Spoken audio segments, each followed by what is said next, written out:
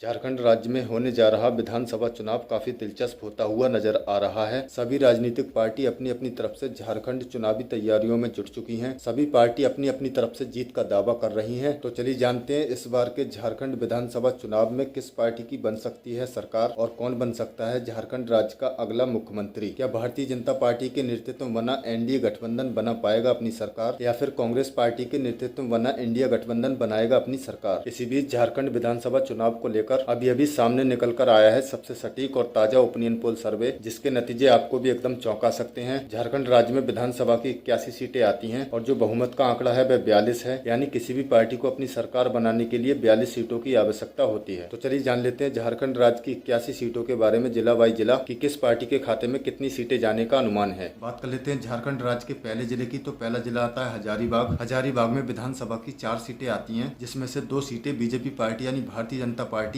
यूं कहें एनडीए गठबंधन के खाते में जाने का अनुमान है और एक सीट कांग्रेस के नेतृत्व में बना इंडिया गठबंधन के खाते में जाने का अनुमान है और वहीं एक सीट अदर पार्टी के खाते में जाने का अनुमान है। तो झारखंड राज्य के हजारीबाग जिले की बात करें तो यहाँ पर बीजेपी की स्थिति थोड़ी सी बेहतर देखने को मिल सकती है, क्योंकि बीजेपी के खाते में यहाँ पर 2 सीटें जाने का अनुमान है। बात कर लेते हैं झारखंड राज्य के अगले जिले के बारे में। तो अगला जिला आता है रामगढ़। रामगढ़ में विधानसभा की 2 सीटें आती हैं, जिसमें से एक सीट बीजेपी पार्टी यानी भारतीय जनता पार्टी के खाते में जाने का अनुमान है और एक सीट कांग्रेस पार्टी के खाते में जाने का अनुमान है और वहीं 0 सीटें अदर पार्टी के खाते में जाने का अनुमान है। बात कर लेते हैं झारखंड राज्य के अगले जिले के बारे में। तो अगला जिला आता है चतरा। चतरा में विधानसभा की 2 सीटें आती हैं। चतरा जिले में बीजेपी पार्टी के खाते में 0 सीटें जाने का अनुमान है और कांग्रेस पार्टी के नेतृत्व में बना इंडिया गठबंधन के खाते में 2 सीटें जाने का अनुमान है और वहीं 0 सीटें अदर पार्टी के खाते में जाने का अनुमान है। तो यहाँ पर झारखंड राज्य के चतरा जिले की बात करें तो दोनों ही सीटें कांग्रेस पार्टी के खाते में जाने का अनुमान है। बात कर लेते हैं झारखंड राज्य के अगले जिले के बारे में। तो अगला जिला आता है गिरिडीह। गिरिडीह में विधानसभा की 6 सीटें आती हैं, जिसमें से 3 सीटें बीजेपी पार्टी यानी भारतीय जनता पार्टी के खाते में जाने का अनुमान है और वहीं 2 सीटें कांग्रेस पार्टी के खाते में जाने का अनुमान है और एक सीट अदर पार्टी के खाते में जाने का अनुमान है। अब तक के जो आंकड़े सामने निकल कर आए हैं, इन आंकड़ों की टोटल सीटों की बात करें तो यहाँ पर बीजेपी पार्टी के खाते में 6 सीटें जाने का अनुमान है और 6 ही सीटें कांग्रेस पार्टी के खाते में जाने का अनुमान है और 2 सीटें अदर पार्टी के खाते में जाने का अनुमान है। बात कर लेते हैं झारखंड राज्य के अगले जिले के बारे में। तो अगला जिला आता है बोकारो। बोकारो में विधानसभा की 4 सीटें आती हैं, जिसमें से 3 सीटें बीजेपी पार्टी यानी भारतीय जनता पार्टी यूं कहें एनडीए गठबंधन के खाते में जाने का अनुमान है और एक सीट कांग्रेस पार्टी के नेतृत्व में बना इंडिया गठबंधन के खाते में जाने का अनुमान है और 0 सीटें अदर पार्टी के खाते में जाने का अनुमान है। बात कर लेते हैं झारखंड राज्य के अगले जिले के बारे में। तो अगला जिला आता है धनबाद। धनबाद में विधानसभा की 6 सीटें आती हैं, जिसमें से 3 सीटें बीजेपी पार्टी यानी भारतीय जनता पार्टी के खाते में जाने का अनुमान है और 2 सीटें कांग्रेस पार्टी के खाते में जाने का अनुमान है और वहीं एक सीट अदर पार्टी के खाते में जाने का अनुमान है। तो झारखंड राज्य के धनबाद जिले की बात करें तो यहाँ पर बीजेपी की स्थिति थोड़ी सी बेहतर देखने को मिल सकती है, क्योंकि बीजेपी पार्टी के खाते में यहाँ पर 3 सीटें जाने का अनुमान है। बात कर लेते हैं झारखंड राज्य के अगले जिले के बारे में। तो अगला जिला आता है पूर्वी सिंहभूम। पूर्वी सिंहभूम में विधानसभा की 6 सीटें आती हैं, जिसमें से 2 सीटें बीजेपी पार्टी यानी भारतीय जनता पार्टी के खाते में जाने का अनुमान है और 4 सीटें कांग्रेस पार्टी के खाते में जाने का अनुमान है और वहीं 0 सीटें अदर पार्टी के खाते में जाने का अनुमान है। अब तक के जो आंकड़े सामने निकल कर आए हैं, यहाँ पर बीजेपी की स्थिति थोड़ी सी बेहतर देखने को मिल सकती है, क्योंकि बीजेपी पार्टी के खाते में यहाँ पर 14 सीटें जाने का अनुमान है और 13 सीटें कांग्रेस पार्टी के खाते में जाने का अनुमान है और वहीं 3 सीटें अदर पार्टी के खाते में जाने का अनुमान है। चलिए बात कर लेते हैं झारखंड राज्य के अगले जिले के बारे में। तो अगला जिला आता है सरायकेला। सरायकेला में विधानसभा की 3 सीटें आती हैं, जिसमें से एक सीट बीजेपी पार्टी यानी भारतीय जनता पार्टी के खाते में जाने का अनुमान है और वहीं 2 सीटें